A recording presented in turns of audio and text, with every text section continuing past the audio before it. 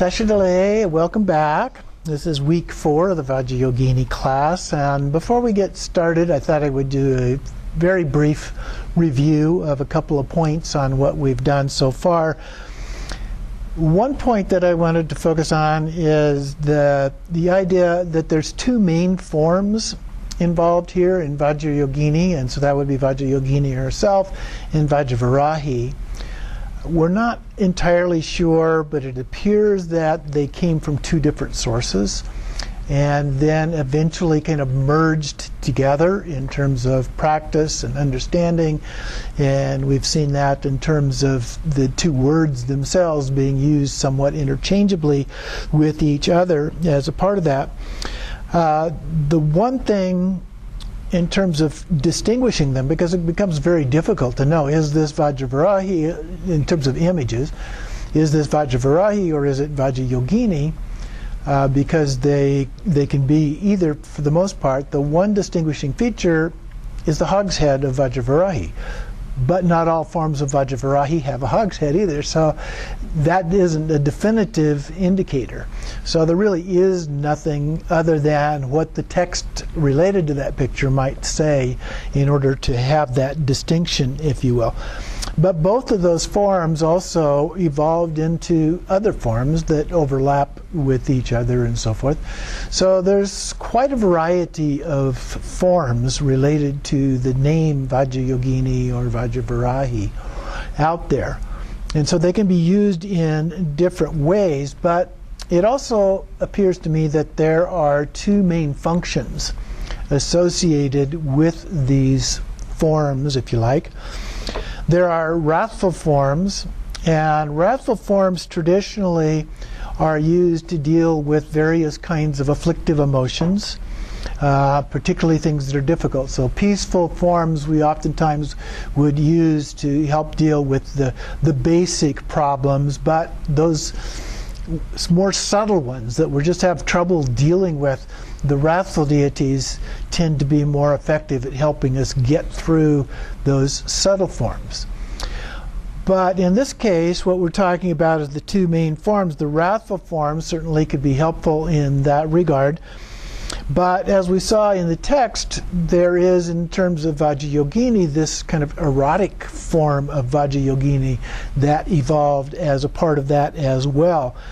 But we know that in terms of what we might use them for as being helpful, because Vajrayogini and Vajravarahi are fairly generic as opposed to some forms of deities that are real specific in terms of, we'll help you with this particular problem. But these are more generic kinds of helpful deities, so they can help us with lots of different things. But as a part of that, these more erotic forms tend to be focused on helping us with the human realm. The human realm is associated with desire or lust, and so this would be a form that could help us in dealing with that as an afflictive emotion. So that form could be very effective, but again, it's like fighting fire with fire that I've mentioned before. You have to be careful. And any of the tantric deities are potentially risky in terms of that particular aspect, that when you use tantra and you use whatever form that happens to be the particular deity, when you use fire to fight fire, then that's always dangerous. So there is a certain secrecy involved in all of these practices that we're not supposed to share with other people. So we do have to be careful about how much information that we share in terms of that secrecy. So now what we're going into in terms of the textbook here is we're on chapter 3 now, which is the study of the Vajrayogini Sadhana. So now for the next 2-3 weeks, we're going to go into this one particular sadhana in great detail, if you will. And so it begins on page 109 here with what Elizabeth English describes as the outline of the sadhana. It's not a traditional outline in terms of A, B, C, 1, 2, 3, and so forth, but it's a description, a concise summary description of this particular sadhana. And so she mentions at the beginning that it's one of the lengthiest of the sadhanas that are in this collection of them that are in the book, and that there are nearly 80 verses interspersed with prose. And so the sadhana is a combination of prose and verses working back and forth as a part of this. And it's based on the literature of Chakrasamvara, as are most of the Vajrayogini texts. And so it's from this description of Vajravarahi and her 37 deity mandala that the various ritual practices that follow that is what is being described in here. And so we'll see Vajravarahi's mandala and how it's adapted in from the 62 deity mandala of Chakrasamvara as we go through this. And then she lists several different sources that are involved in this kind of a text, not necessarily this specific one, but that also can help us shed light. It's fairly common in the study of Tantra practice as a way to augment what's in a particular text, to look at other texts to see what certain things, symbolism and so forth, might actually mean in that case as well, because they're not all really complete text to describe all of the details. So sometimes we need to look at other sources to try and get a more complete understanding of what is being addressed. In the second paragraph, then, she talks about the process and methodology of the sadhana being particularly clear. So she felt at least that this particular one was fairly detailed and pretty clear in terms of how it articulates the various parts of the practice. She also mentioned it being divided into 4 meditation stages, which is a bit unusual, although there are forms of Vajrayogini texts that are divided into 11 yogas, and so in some ways that's a little bit like this one, but this does not have the 11 yogas in it. And there's also a 5th section which deals with some of the external rites. And it finishes then with additional details of the 8 cremation grounds. And then she talks more about the 4 meditation stages that are described in progressively longer meditations based on the visualization of Vajravarahi with her mandala. So the first one is the complete sadhana. One reads the complete sadhana itself, and then it's basically a generation stage. There are some preliminary actions that you do, but then we generate the deity in the form here of Vajravarahi.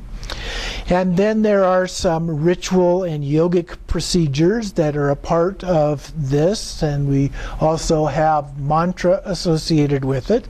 In the second meditation, this is a fairly brief stage, and it involves the visualization of a 5-fold mandala. So you've got the center, and then you have 4 outside of that in the cardinal directions, as we will see. And then Vajravarahi is, described here as being on the lotus in the center, and then 4 more goddesses on the 4 main petals of the lotus. And then the third meditation stage involves the 8 outer goddesses at the gates, and then creating a 13-fold mandala. The 4th meditation has goddesses of 24 sites, and on the 3 mandala circles that kind of surround each other, if you will, from the central point in concentric rings going out from that.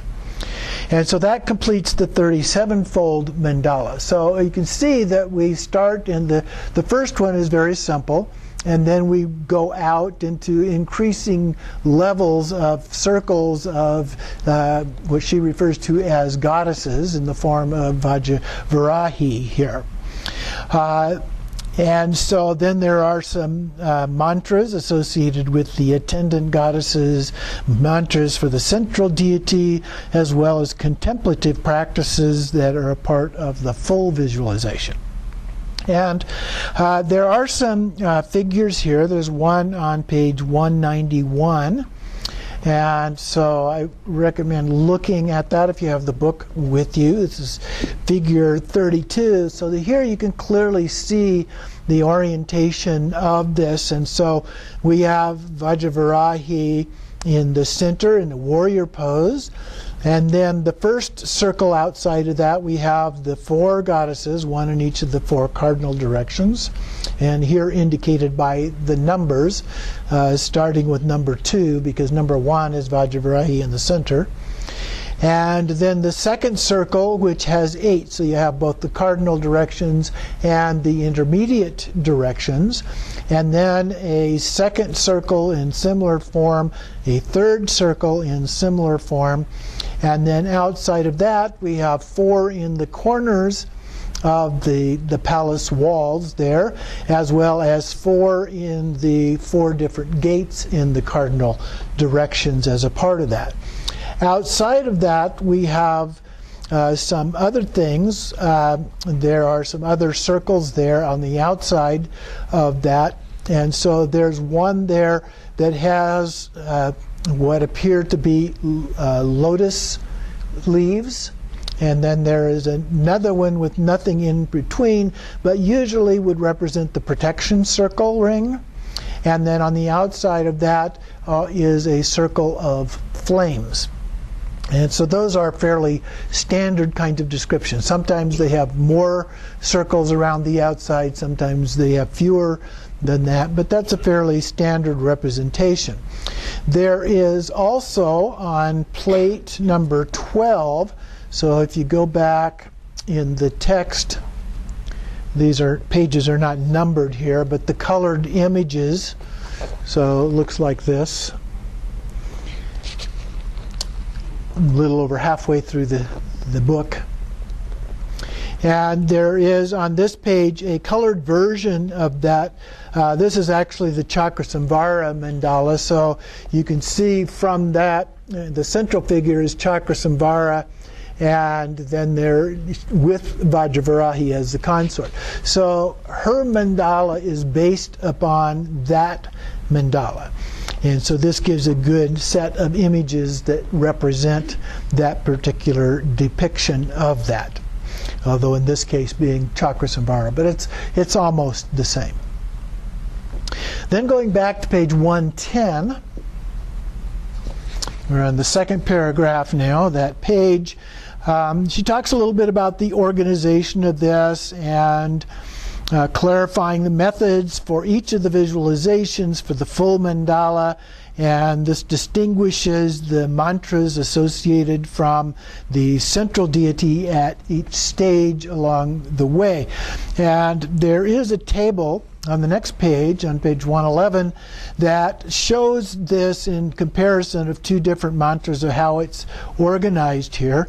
And so in the Vajravarahi Sadhana, which is the one in the left column, we should have the 4 stages of meditation, and the sadhana for Vajravarahi alone in the first stage, then the 5-fold mandala with the 4 additional goddesses on the petals, then the 13-fold one on meditation stage 3 with 8 outer goddesses, then stage 4 we have the full 37-fold mandala with 24 goddesses as well as contemplation. And then we have ritual practices, and then a verse appendix related to the cremation ground, and some closing verses. So that gives a good overview summary of the basic content of the entire sadhana. And I also point out that the meditation stage 1 can be used by itself for a short practice, and then stage 2 can be used to do a more medium stage practice. And she doesn't mention stage 3 on where that might fit in this, but stage 4 would be used for a longer practice, like when you're doing a retreat or if you have more time to do that kind of thing. On the other side of the page, the right column, we have a different sadhana, the Abhisamaya Manjari, and this one has the complete 37-fold mandala and ritual practices together in the first part, which is a form of the long sadhana. So it kind of reverses the order here. And then it has a 5-fold version as an alternative, would be more like a medium length one. And then the single goddess as a short one. And then there are other manifestations and closing verses that are included in the sadhanas. So you can see there are differences in the way these different sadhanas are presented in different contexts. Below the table then, in the paragraph there, in the second line, it says, "It is standard that authors prescribe ritual procedures such as external worship at the end of the sadhana, as the sadhana is actually a preliminary to the rites, indeed to all activity, that the practitioner is to undertake in his new divine form." And so often we talk about what do you do when you get up off of the cushion. And so that's kind of what is being described here as well, although sometimes it also then has some more formal kinds of things that you are asked to do beyond that. And then skipping down about 3 lines, it continues. In the first stage of meditation, he simply points out the passage, in passing, the moment when the tasting of nectar ritual is to be performed, but he reserves the actual procedures for the later section that deals specifically with those ritual practices. So one of the things, and we talked about this a little bit before in this particular sadhana, there are places where it's referring to something else, and so you sometimes have to jump to those places to get the detail of what that is really all about, and then come back to that point as well. Continuing on page 12 then, again with this summary, this includes other rites that may or may not be performed at the same time as the sadhana, such as the Bali ritual, which is kind of a food offering, and various external worship ceremonies. The rites may be performed using visualization of the mandala in any of its 4 stages. So depending on the length of time that you have to do that, you can use the various ones, the 5, the intermediate, or the 37 long. He about 3 lines down, he inserts the alternative visualization of the circle of protection at the end of the first meditation stage and details of the cremation grounds at the close of the sadhana. So it's helpful to make some notes as we go through these to identify exactly where those things can be found. Ummapati Deva also employs a more poetic manner in parts of this, with additional prose passages that we mentioned previously that are found in the 2nd, 3rd, and 4th stages. And then he draws from the stock resource material and thus employs a combination of verse and prose as a part of this. So many times he's just taking language from another version, another sadhana, and employing that. And that's a fairly common practice that we see people do, especially when they are creating a variation of a particular deity practice. He concludes with his own verses to explain the visualization of the cremation grounds and then the dedication of merit. About 7 lines from the bottom, his reworking of older material avoids many stock descriptions found elsewhere in Vajrayogini literature. Nevertheless, it seems as if he is consciously aiming to preserve the flavor of the oldest passages. So even though he's sometimes expressing this in his own words, he's trying to do it in a way that still maintains the flavor, if you will, of the original forms. So then we go on to page 113 with the more detailed analysis of the meditation stage 1 here.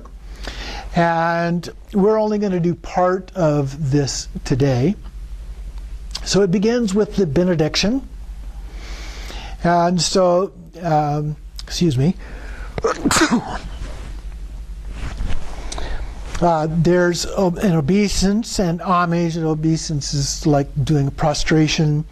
There is devotion that is felt by the author, and then he begins by saluting the lotus-like foot of the Vajra goddess, true poetic style, and suggests her extraordinary beauty and awe-inspiring whole.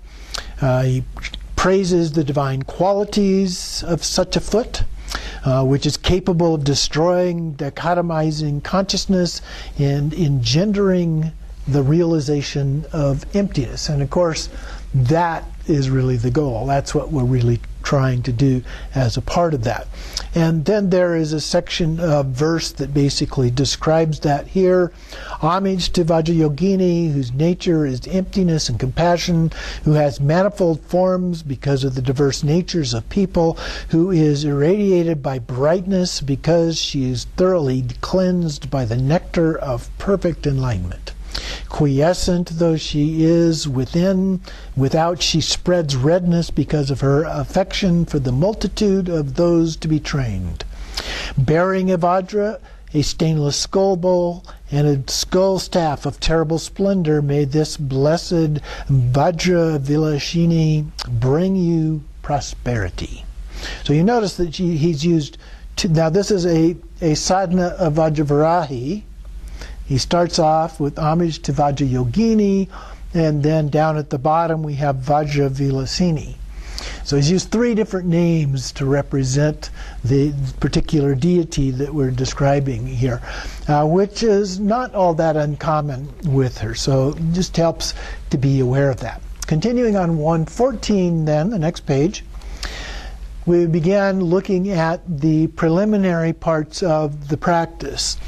So the second verse describes the necessary preliminaries, and the first part of that is finding a suitable site for doing the practice. And that's fairly common in tantras, but only sometimes in the actual sadhanas themselves. So the ideal places here are said to be wild and solitary type places, pleasing to the heart. And so it lists some of these things like huts and temples, but these are not typical of Vajrayogini tradition. And then a couple lines down, the Vajrayogini practices clearly follow the most extreme wing of the Buddhist tradition in this regard. So Elizabeth English says that this is in stark contrast to the sutra type sadhanas that prefer quiet resorts or temple shrines. And then the next paragraph, having chosen the site, the yogin then sits down on a very comfortable seat with yogic ease. So in some ways what we're saying here is you sit in a comfortable way. And then in the about halfway down in that paragraph, it talks about the traditional cross-legged pose being the most common position for this. And in the last 2 lines of that same paragraph, the left foot is between the right calf and thigh, and the right over the left between the left calf and thigh. And so it's just kind of sitting in between. So this is not the full Vajra posture that we sometimes talk about, where the feet are on top of the thighs. But rather, this is a posture that has been described by people that are experts in the field as being one that can be maintained longer and is more stable. So that can be helpful. It's sometimes actually referred to as the half lotus position. So the 2 legs are basically on top of each other, if you will, and kind of the foot is down in the crack a little bit there of the two, as opposed to being completely on top of the thigh. Continuing that last paragraph on that same page, more complex preliminary activities are prescribed elsewhere, and the yogin would undoubtedly wish to undertake a number of these. He would usually enact rituals for the protection of place, person, and practice, which may involve time-consuming external rites and internal meditations, or simply be accomplished by reciting Om Ahom. I often use that sometimes with incense that is circulated in each of the different directions, usually starting in the east is the customary approach to create a protection for the place. And then we have the protection of the place in the second paragraph on 115. So the sadhanas usually also prescribe the Bali ritual, the food offerings, which appear later in the text. This can be very complex or very simple.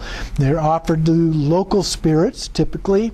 So if you're going out to do this someplace else, is where this is particularly part of the custom, is to make offerings to the local spirits, so that the place you have picked will not bother you during the practice, as well as to the deities. Alternately, there is an utterance of the various mantras that are performed with the appropriate hand gestures or mudras. And then the next paragraph is the protection of the person. So here we have purification of body, speech, and mind. And so she goes on to describe a little bit related to each of those three. So many sadhanas begin with bodily purification and various ways to do that. Here she describes arising early, and then when the night has 1 hour and a half remaining, so you're getting up very early before daybreak, or 2 hours before dawn. So she's citing different sources here, so they vary somewhat. And then going to the toilet and reciting mantras, and then washing and being consecrated by the Buddhists, perhaps by reciting mantras. In terms of purification of speech, there's the threefold recitation of the syllables of the alphabet that represent the undifferentiated mantric form of the deities, visualized forming 3 circles around the meditator as 3 circles of the mandala, while the light rays shine from the syllables and transform into a mass of deities who destroy all obstacles impeding the practice. And so you can see on down in the inserted section here the list of the syllables. And so these syllables basically are the syllables of the vowels and consonants of Sanskrit, but in this case it also has some other things here. So Om, A, I, U, E, A, O, A, Ka, Ga, Na, Cha, Ja, Na, Ta, Da, Na, Ta, Da, Na, Pa, Ba, Ma, Ya, Ra, La, Cha, Sa, Ha, Cha, Hom, Pe. Phew. Mouthful. So then, having 3 times pronounced all of those syllables as best you can, visualize them as surrounding you, and then emitting 5 colored rays of light, destroying the massive obstacles by means of the mass of deities of the 3 chakras that have been emitted from the syllables and are then retracted back into them. This is the purification of speech. In some cases, what's described is that from the mantra syllables, the rays of light go out, and at the end of each of those rays of light going out is a form of the particular deity. So in this case, Vajrayogini in her wrathful form, and so all of these images going out are what are destroying whatever obstacles that there might be. Now those obstacles are not physical manifestations in some way, but rather our own obstacles that we have to deal with in doing the practice. Continuing on 116, then at the top of the page, the purification of mind. So we did body and speech, so now it's mind. In fact, body, speech, and mind all together is achieved with another preparatory ritual found in the higher tantras. This is the contemplation of the purifying correspondences. So the yogin in union with the deity. And then we have the physical being, the 5 aggregates, and the sense fields, the 5 elements, are ontologically equivalent to the Buddhas because they share the nature of emptiness. So this is not found in the Vajrayogini Sadhana itself. So this is from other sources. So it can vary. I've seen ones where you simply recite, doing Bodhisattva is a common purification, particularly in the Nyingma tradition, but sometimes reciting the vowels and syllables, the vowels and consonants of the Sanskrit is also one of the ways that is often used as a part of this. Okay, so then on page 117, actually at the bottom of 116, she describes the sense organs, the sense fields, as another set of deities. And so we have Kshitigarbha, Vajrapani, Kagarbha, Lokeshvara, Sarvan, Varani, Vishkambam, Samitabhadra. Those are the 8, I believe those are the 8 bodhisattvas and so forth. And there you have in the right hand, the particular attribute associated probably, in most cases it would be with the particular Buddha family in the right hand, and then in the left hand a bell, and then alternate names that reflect their capacity to destroy the poisons, and so it goes through all of those.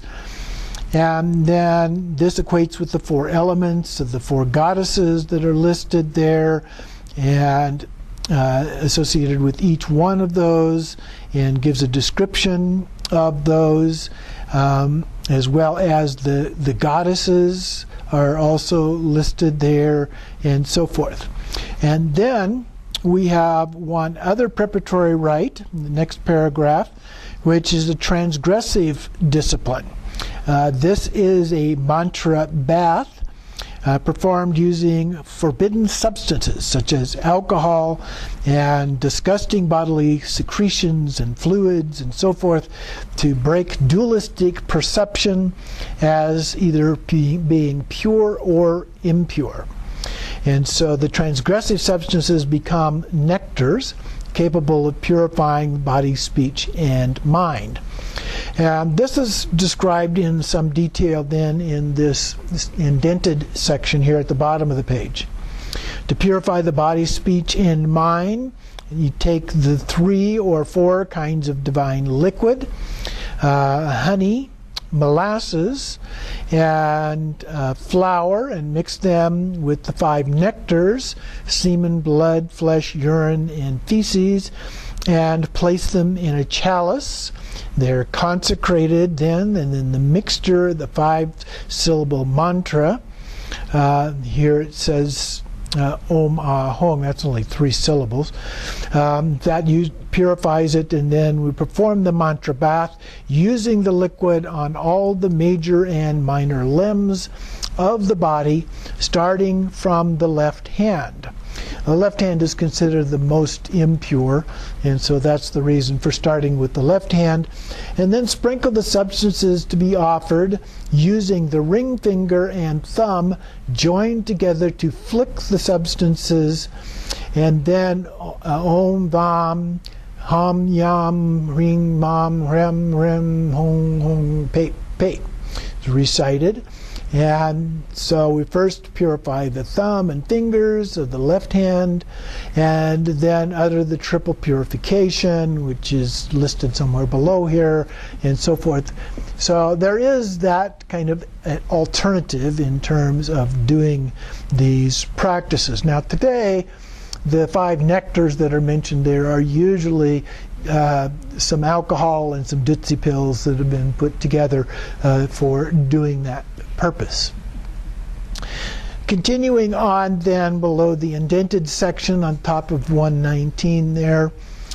However brief or complex these preliminary rites are, the underlying purpose is to prepare the yogin for doing the inner transformation into Vajravarahi. So these preliminaries kind of pave the way for doing that.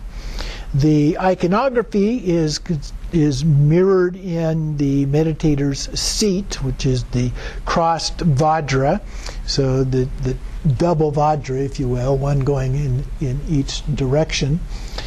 And so the crossed Vajra is the seat. The posture too may be imitated, including standing in the warrior stance, naked, with loose hair and eyes raised.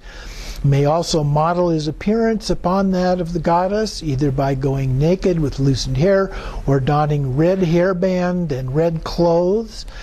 And then purifying prepares the yogin by reaffirming his understanding of non-duality and paving the way for his inner identification with the deity. The same objectives erode his perception of himself as a mundane individual and reconstitute himself as Vajravarahi. So that's kind of what we're trying to do here as a part of this, is transform ourselves, purify the place that we're doing the practice, and all of these things in order to prepare as a part of the preliminary practices. At the end of that section, she mentions the ancient Indian adage that one must become a god to worship a god. Or in modern psychology parlance, fake it till you make it. So we do the best that we can to actually become that deity and act as if we are that deity. Next we have the Bodhisattva preparations. So we've done what we can to prepare the physical things that are involved and also our mind as a part of that. So the next portion is the spiritual foundation for the transformation into the deity. And so we resolve to attain enlightenment for the sake of all beings, which is basic to the Bodhisattva path. And then the path to attain merit and wisdom is what is described here. So we cultivate a speedy accumulation of merit, and then worship the Brahmavihara meditations and accumulation of wisdom through the contemplation of emptiness. So then she goes through a little bit of detail about each one of these, starting with merit. And she divides that into the 2 sections mentioned above, that first the worship and then the meditation. So first here we have the worship part. So here it's described as happening in 7 stages, including visualization of offerings and recitation of verses. The first step as a part of this is to make abundant offerings to crowds of celestial beings, visualizing a glowing red bam or vam in his heart and a red syllable of Vajravarahi. It emits light through all the pores of the meditator's body, and then drawing down the deities to be worshipped. The drawing down, so this light radiates out from the seed syllable out and attracts all of them in the form of Vajravarahi, and they come back to you in that form. And they are capable of pervading, the power of this is capable of pervading the entire universe, purifying it, removing its suffering, and nourishing it. Down a little, two-thirds of the way down the paragraph here, it's a long paragraph, she mentions a list that includes gurus, Buddhas, and bodhisattvas. The guru is a reminder of his centrality within the tantric system and his supreme significance to the yogin, who views him or her as the chosen deity. And some yogin tantric texts, however, supplant the guru with the yoginis. So sometimes we see that in different ways. Usually this shows up in the refuge prayer, but not always. Sometimes it's in the various praises that are being done as a part of their appearance. And then Vajravarahi's entire mandala circle is summoned for worship, as well as the teachers of other enlightened beings. So the indented section at the bottom of the page and continuing on the top of 121, then in the subtle space inside his own heart, he should visualize the red syllable bomb placed on a sun disk that has itself been produced from the seed syllable Ram, and having driven out his inner impurity with the rays from that bomb, he should draw out the mandala circle of the goddess to be described, and the teachers, Buddhas, and bodhisattvas, by means of rays from the bomb syllable, pouring forth from the very hair pore of his body, and then he should visualize in front of him in space the celestial hosts. So sometimes this is described as all the space is filled like a sesame seed pod, which if you've ever opened up one of those, they're just completely full of seeds. So that's the same idea. And then continuing in the regular part of the text, the mandala is suspended in front. So it's right out in front of us. And then beings fill the entire universe, packing the 10 directions of space. Here she mentions it, a sesame seed pod full of packed seeds. And then the next paragraph, the next verse instructs the yogin to worship the celestial hosts with imaginary offerings. So these billow out like clouds from the rays of the seed syllable in his heart or through the pores of his body. They comprise the 5 offerings: flowers, incense, lamps, and perfumed powders. Often that's perfumed water in most cases, and food. So many cases we have the 8 offerings instead of the 5, and so the list here does not include water for drinking, water for washing, or music that might be included just as the ritual representations that we have on our shrine over here. So then down a few more lines, this type of offering is referred to as outer offering. So she uses the term outer worship, and is distinguished from inner worship, or offerings of the 5 sense organs. These would be a mirror for the form or sight, music for sound, incense for smell, food for taste, and cloth for touch. So those might be given as a part of those as well. If we go on to page 122, below the table there, neither the Vajravarahi Sadhana nor the Abhisamaya Manjari prescribe transgressive offerings at this stage. So even though they were mentioned before, at this stage those are not performed, as do other sadhanas in the collection. So some have those transgressive offerings and some do not.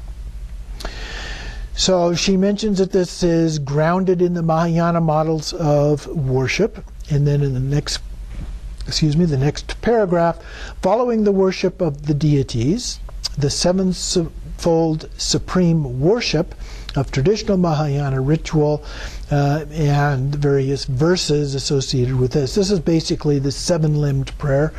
We usually do in a condensed version, but there are versions that have separate paragraphs for each of those 7 parts.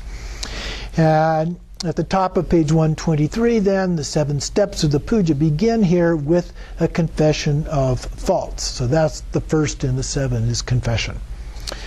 And then down about 6 or 7 lines without the stages of worship and salutation, he adds 2 more stages. So he's changing these 7 parts around a little bit here. We'll see that here in a moment. He finishes the puja with resorting to the path and a dedication of one's body, but then adds going for refuge and resorting to the path are to be done beforehand. So if we look at table 11, which is on the next page, we can see this. In fact, we can see several different versions of this reading across. So up at the top, we have the list 1 through 7. So the salutation, those are the prostrations with refuge that we normally would do. And then number 2 says worship, but those are the offerings. And then confession is the same. Rejoicing, requesting, praying, and dedication are all the same. So that's the standard model. But then in our Tantra, which is the 3rd line down, we have the Vajrayogini Sadhana. So the visualized worship are the ones that were just mentioned that are done beforehand. And so then he starts his list with the confession of faults, rejoicing, and then inserts going for refuge again. And then there are these other ones. He's added a transfer of merit, awakening bodhicitta, resorting to the path, and a dedication of one's body, as opposed to dedication of merit. So he's transformed it quite a bit, actually, I think, in terms of how that is represented. So speaking of merit, going back to 123, at the bottom of the page we have the Brahmavihara meditation. So this is the second part of the accumulation of merit. So here, the puja, the 7-fold puja, or the 7-line prayer, is followed by the 4 Brahmaviharas. These are the 4 immeasurables. So these are meditations dating back to the earliest Buddhist literature and the cultivation of loving kindness, compassion, sympathetic joy, and equanimity. At the bottom of that paragraph then, upon completing these meditations, the sadhaka, that's a term that she uses representing basically the yogin that is doing the practice, is understood to have fulfilled his accumulation of merit. They're usually recited 3 times. Going on to 125, then now we move to the development of wisdom. So we've done the 2 aspects of merit, and now we move to wisdom. So here we have the accumulation of wisdom accomplished through meditation on the causal nature of reality and emptiness of inherent existence. So the verse illustrates the illusory, dreamlike nature of the mind. And a couple lines down, the yogin is to reflect upon this through the recitation of the 2 mantras on emptiness. And so now she talks a little bit about those 2 mantras. In the first mantra, we express the fact of inherent nature of all that exists and of the meditator, self and other, if you will, although reverse order there, and that they are empty and hence pure. So here's the actual mantra: Om Swabhava Shuddha Sarva Dharmas, Om Swabhava Shuddha Ham. So it's about the same as the one that we use, except that it has a second Om inserted in the middle there. So the meaning of this is all things are pure by nature, and I am pure by nature. So self and other, or other and self, if you will. And so the object and the practitioner are empty, and the subject is also purified. So the first task of the meditator is to realize that all things that are objects are merely conceptual constructs. They are empty of any independent reality. And so we've examined that a number of times in different other kinds of contexts, so we won't go through that at this time. The second part then, the second task, going down 3 lines or so, is to apply the same understanding to himself. I am pure by nature. This leaves the meditator without or with nothing but the non-conceptual flow of consciousness, empty of subject and object. A fuller formulation of this is the triple purification. So, and the object, which asserts that the subject and object are pure in their inherent nature, pure because they are non-dual, and pure because of the practice. And so that's listed here. So the first one, Om Swabhava Shuddha Sarva Dharma Swabhava Shuddho Ham Iti. It adds one vowel, or one word to the end there. And then Om Swabhava Shuddha Sarva Dharma Swabhava, or Vajra Shuddho Ham Iti. And then Om Yoga Shuddha Sarva Dharma Yoga Shuddho Ham Iti. So it's almost the same, except that the word Swabhava is exchanged for Vajra, then exchanged for Yoga, and then Iti is added at the end of each of those 3. So that's an alternative that can be used here. And then the second emptiness mantra. And so this one is called the non-duality mantra, and it's listed here starting at the end of the second line. Om Shunyata Jnana Vajra Swabhava Atmako Ham.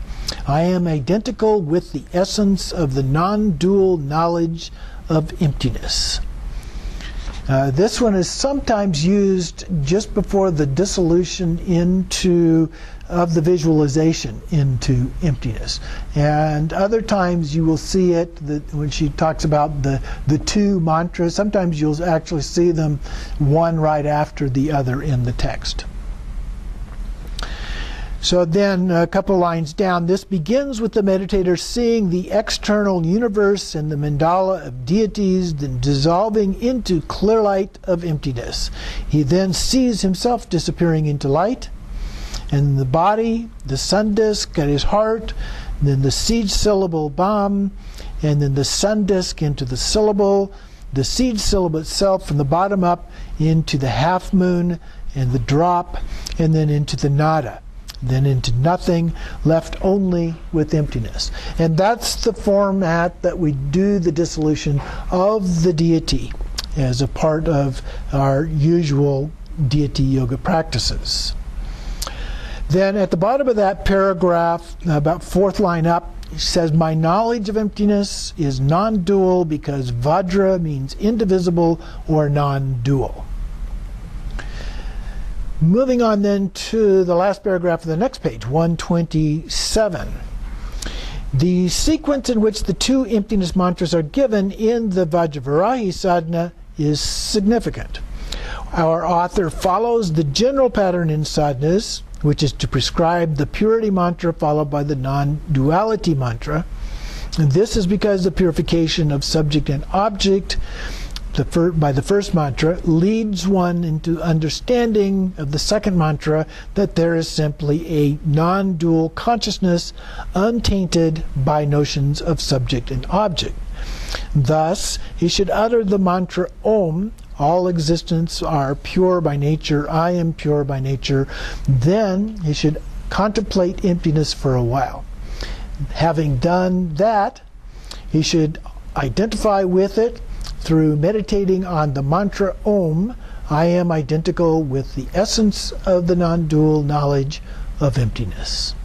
So that's actually a very good explanation, description of the mantras there that are often included in a wide variety of texts, many of which that we use on a regular basis. And then on 128, at just above, the paragraph right above the last indented section there, in many sadhanas, the non-dual knowledge is described in terms of the yogin's experience of clear light, or radiance manifestation of his absorption in innate bliss, or the fusion of emptiness and radiance.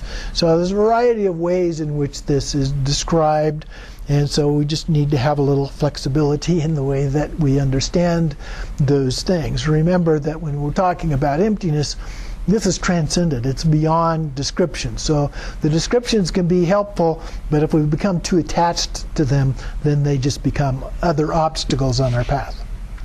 Going on to 129 then, below the quotation, the long quote there at the top, and starting at the end of the fourth line, most sadhanas follow the meditations on emptiness with instruction to remain only for a short while in contemplation of emptiness as non-duality, without resting on it as an object.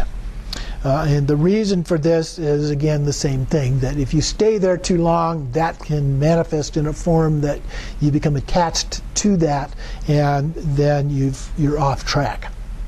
The next paragraph then, the doctrine of universal non-objectification arose to counterbalance the Yogacarya position on emptiness, which some saw as positing a really existent substrate to the mind. It is this Yogacarya Madhyamaka synthesis of the 8th century to which our sadhana writers are heir. Shantarakshita and his pupil Kamasila spearheaded the reworking of Yogacarya expressions of emptiness. And so this form of Yogacarya is the form that was then taken to Tibet in the first dissemination when Padmasambhava was there, Shantarakshita, when they were building the first monastery in Tibet. And so that is consistent with the form that we know in our practices. At the bottom of the page it says the effect in the sadhana is to endow purely relative or provisional value to the experience of emptiness engendered by the emptiness meditations. According to the Madhyamaka understanding of emptiness, even emptiness as the experience of non-duality may be wrongly taken hold of as a conceptual construct, which is basically what I was explaining a moment ago. Non-dual mind also lacks intrinsic existence and thus belongs to the realm of conventional truth. From this basis, the non-dual mind is, like everything else, merely illusory. Skipping a line, the dreamlike nature of the non-dual mind gives him the power to produce or create whatever he chooses, and to understand that those creations are just as real or unreal as anything else. In this way, he is able to recreate himself, indeed the whole world, as the deity.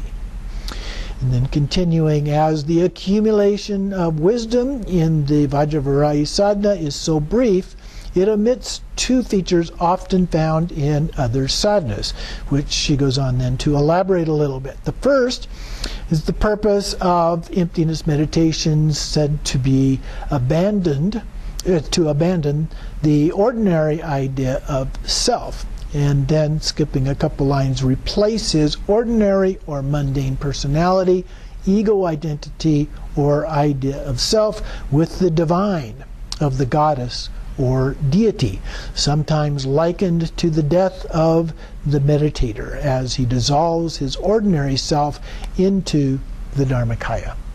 So that's a good metaphor to think about of what you are trying to do in the process of transforming yourself into the deity.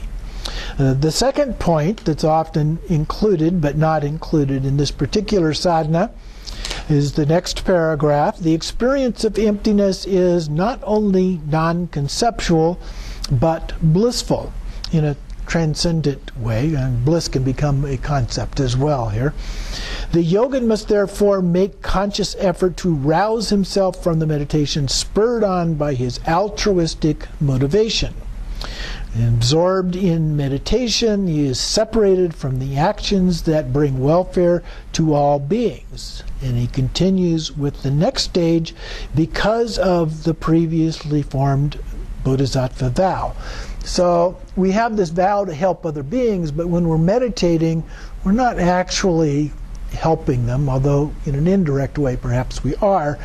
But we continue on to do this because of that vow to help other beings, because it's helping us get to the point where we can help those other beings. So we're going to take a break right here.